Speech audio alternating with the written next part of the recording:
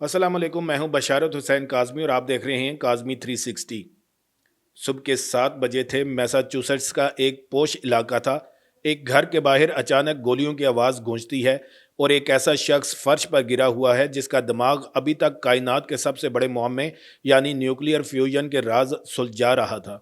ये MIT का professor था जो एक कातलाना हमले में मारा गया। अभी पूरी कौम इस सानहे को समझने की कोशिश कर रही थी कि दूसरी तरफ न्यू मैक्सिको के सेरा में एक रिटायर्ड एयर फोर्स जनरल अपने घर से एक आम से दिन बाहर निकला और फिर गायब हो गया। उसने अपना फ़ोन छोड़ दिया, अपनी ऐनक छोड़ दी, वो तमाम डिवाइसेस जो इसे ट्रैक कर सकती थीं वो मेज़ पर रखी थीं, लेकिन वो खुद धुएं की तरह हवा में गायब हो गया।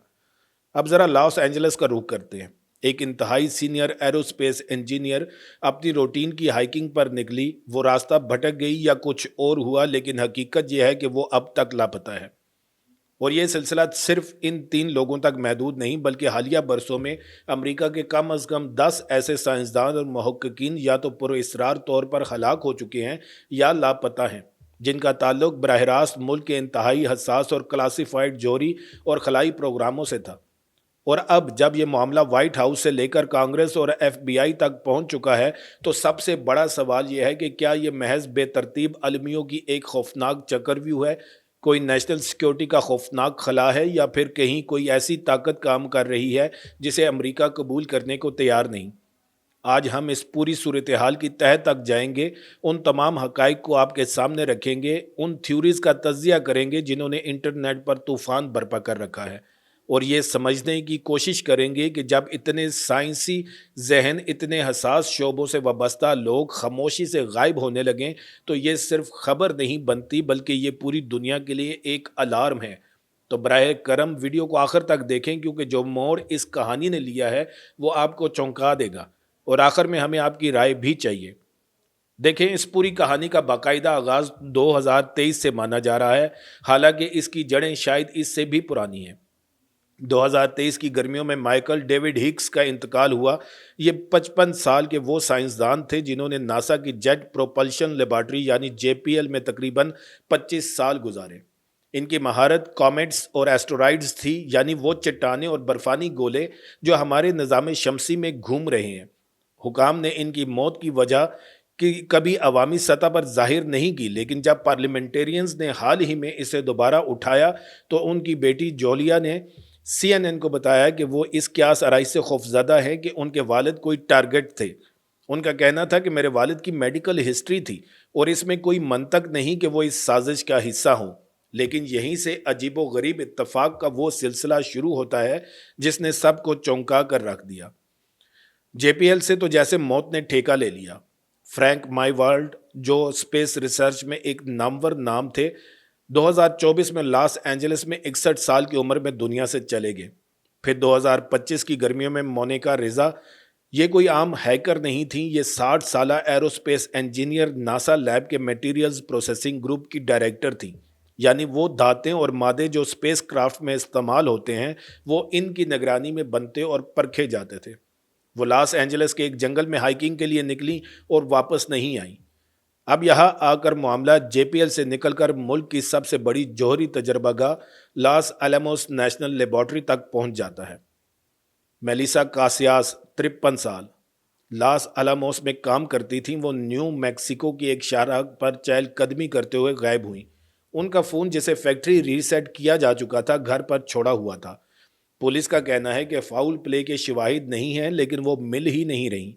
और इसी लॉस आलामोस से एंथोनी शावेज 78 साल, जो रिटायर्ड फोरमैन थे और इस साइट पर तामीराती काम की निगरानी करते थे, वो भी इसी मई 2025 में लापता हुए।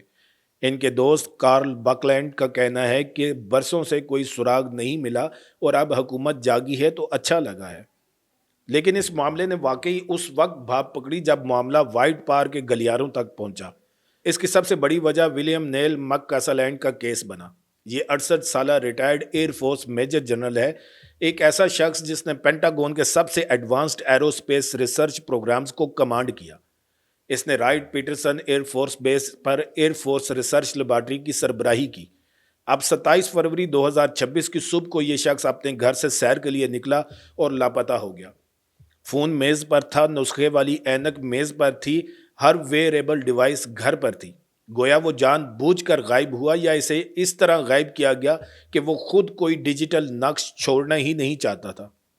اب اس کی اہلیہ سوزن نے فیس بک پر یہ کہہ کر کیا سرائیوں کو روکنے کی کوشش کی کہ یہ سچ ہے کہ نیل کا یو ایف او کمیونٹی سے ایک مختصر سا تعلق رہا ہے، لیکن اس کا یہ مطلب نہیں کہ اسے اغوا کیا گیا۔ ایف بی آئی اس کیس میں شامل ہے اور کئی مہینوں بعد بھی حکام یہ نہیں بتا سکتے کہ وہ کہاں گیا، کیوں گیا اور اس کے پیچھے کسی اور کا ہاتھ تھا یا نہیں۔ اور پھر دسمبر 2025 آیا جس نے اس معاملے کو پراسرار سے خوفناک بنا دیا۔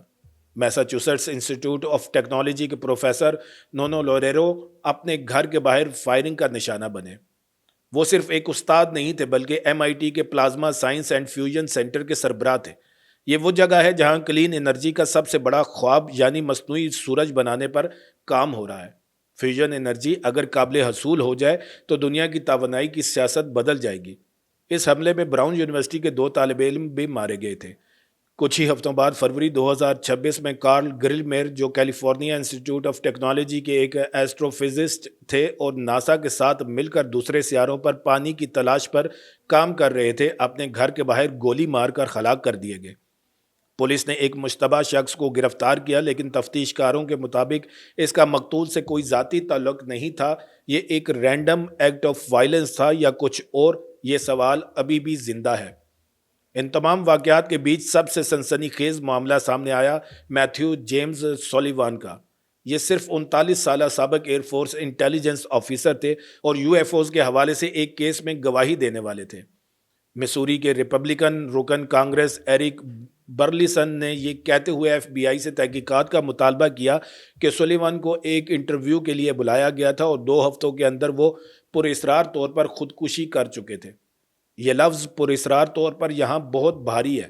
ایف بی آئی ڈائریکٹر کاش پٹیل نے فاکس نیوز سے تصدیق کی کہ ایف بی آئی اس بات کی چھان بین کر رہی ہے کہ آیا ان میں سے کسی بھی کیس کا تعلق کلاسیفائیڈ معلومات تک رسائی، غیر ملکی طاقتوں یا کسی قسم کی نیفیریس کنڈکٹ سے ہے یا نہیں۔ اب دیکھیے یہ معاملہ آن لائن دنیا میں کس طرح ایکسپلوڈ ہوا۔ انٹرنیٹ پر 2 بڑے بیانیے گردش کر رہے ہیں۔ پہلا منطقی اور جیو پولیٹیکل ہے جس پر ریپبلکن پارٹی کی قیادت زور دے رہی ہے۔ ہاؤس اوور سائٹ کمیٹی کے چیئرمین جیمز کومر نے براہ راست کہا کہ یہ بہت بعید از قیاس ہے کہ یہ سب محض اتفاق ہے اور کانگریس اسے قومی سلامتی کے لیے خطرہ سمجھتی ہے۔ اس تھیوری کے مطابق کوئی مخالف ملک جیسے کہ چین یا روس ایک خاموش ٹارگیٹڈ مہم کے ذریعے امریکہ کے حساس سائنسی اثاثوں کو جسمانی طور پر ختم کر رہا ہے۔ 10 افراد کو ہلاک کر کے آپ امریکی جوہری صلاحیت کو تو نہیں روک سکتے، لیکن دماغوں کا اخراج روک سکتے ہیں، خوف پھیلا سکتے ہیں اور کچھ خاص پروجیکٹس کو کئی سال پیچھے دھکیل سکتے ہیں۔ لیکن دوسری تھیوری وہ ہے جس نے انٹرنیٹ پر دھماکہ کر دیا ہے اور وہ ہے conspiracy theory of U F O scientists والا اینگل، جس کا ذکر گارڈین نے بھی کیا ہے۔ اس تھیوری کے مطابق یہ لوگ کسی غیر ملکی حکومت کے نہیں بلکہ شاید کسی ایسی چیز کے خاتمے کا شکار ہو رہے ہیں جسے وہ خود دریافت کر چکے تھے۔ رائٹ پیٹرسن بیس میک کاسلینڈ کا وہ تعلق جسے اس کی اہلیہ نے مختصر بتایا اور پھر ویسل بلور کی پراسرار موت جسے یو ایف اوز پر گواہی دینی تھی، اس نے سازشی ذہنوں کو ہوا دی۔ لوگ کہہ رہے ہیں کہ شاید ان سائنسدانوں نے ریورس انجینئرنگ کے ایسے پروگرام دیکھ لیے تھے یا ایسی ٹیکنالوجی کے بارے میں جان گئے تھے جسے وہ عوام کے سامنے لانا چاہتے تھے اور طاقتور حلقے انہیں چپ کرانے میں مصروف تھے۔ لیکن یہ کیا اتنا سادہ ہے؟ ڈیموکریٹک رکن کانگریس جیمز واکنشا نے ایک بہت دانشمندانہ بات کہی۔ انہوں نے کہا کہ امریکہ میں ہزاروں جوہری سائنسدان موجود ہیں۔ 10 افراد کو نشانہ بنا کر کوئی بھی غیر ملکی مخالف ملکی جوہری پروگرام کو نمایاں نقصان نہیں پہنچا سکتا۔ ان کا اشارہ اس طرف تھا کہ شاید سوشل میڈیا پر الگوریدم کے ذریعے ہم خود ان بے ترتیب واقعات کو جوڑ کر ایک پیٹرن بنا رہے ہیں۔ اعداد و شمار کے مطابق سے اتنی بڑی آبادی میں خاص طور پر پوسٹ کووڈ ذہنی دباؤ اور امریکہ میں بڑھتے ہوئے گن وائلنس کے تناظر میں ان میں سے کچھ اموات کا جوڑنا ایک المناک لیکن فطری شماریاتی اتفاق ہو سکتا ہے۔ بہت سے خاندانوں نے میڈیا کو بتایا کہ ان کے پیارے ڈپریشن، کرونک پین یا میڈیکل کنڈیشنز میں مبتلا تھے، لیکن وائٹ ہاؤس کے حالیہ اقدام نے اسے ایک نئی سطح دے دی۔ صدر ٹرمپ نے خود کہا کہ یہ بہت سنجیدہ معاملہ ہے اور انہوں نے گزشتہ ہفتے اس حوالے سے ایک اہم میٹنگ کی۔ وائٹ ہاؤس کی پریس سیکرٹری کیرولین لیوٹ نے ایک بیان میں کہا کہ کوئی بھی پتھر الٹا چھوڑے بغیر ہم ایک ہولسٹک ریویو کر رہے ہیں۔ تو آخر میں یہ سب ہے کیا؟ کیا یہ ایک جدید سرد جنگ کی خاموش ترین لڑائی ہے جس میں سائبر حملوں اور پورے اسرار حادثات کے ذریعے دماغوں کا شکار کیا جا رہا ہے؟ کیا یہ ڈیپ اسٹیٹ کا وہ تاریک پہلو ہے جو اپنے راز افشاں ہوتے دیکھ کر اپنے ہی دائیوں کو ختم کر رہا ہے؟ یا پھر سچ واقعی اتنا ہی سادہ اور افسوسناک ہے کہ 2020 کی دہائی میں انسانیت اتنی ٹوٹ چکی ہے کہ ہمارے بہترین ذہن ذاتی زندگیوں کے اندھیروں یا میڈیکل مسائل کا شکار ہو رہے ہیں؟ حقیقت شاید ان تینوں سطحوں پر کہیں بیچ میں پوشیدہ ہو، لیکن ایک بات طے ہے کہ دنیا بھر کی حکومتوں کو اس صورتحال سے سبق سیکھنا چاہیے۔ اب آپ کی باری ہے۔ یہ کوئی عام کہانی نہیں بلکہ ہماری قومی سلامتی کی سوچ کا امتحان ہے۔ مجھے کمنٹس میں ضرور بتائیں کہ آپ کے خیال میں ان 10 سائنسدانوں کی موت اور گمشدگیوں کے پیچھے اصل ہاتھ کس کا ہے؟ کیا یہ کوئی غیر ملکی سازش ہے؟ کیا یہ زمین سے باہر کی کسی طاقت کا کام ہے؟ یا یہ محض اتفاقات ہیں جنہیں ایک سازش کا نام دیا جا رہا ہے؟ اپنی رائے ضرور لکھیں، اس ویڈیو کو لائک اور شیئر کریں تاکہ یہ اہم ڈسکشن زیادہ سے زیادہ لوگوں تک پہنچے، اور اگر آپ نے چینل کو سبسکرائب نہیں کیا تو فوراً سبسکرائب کریں۔ ویڈیو کو آخر تک دیکھنے کا بہت شکریہ۔ پھر ملیں گے ایک نئی ویڈیو کے ساتھ۔ اللہ تعالیٰ آپ سب کا حامی و ناصر ہو۔ پاکستان زندہ باد۔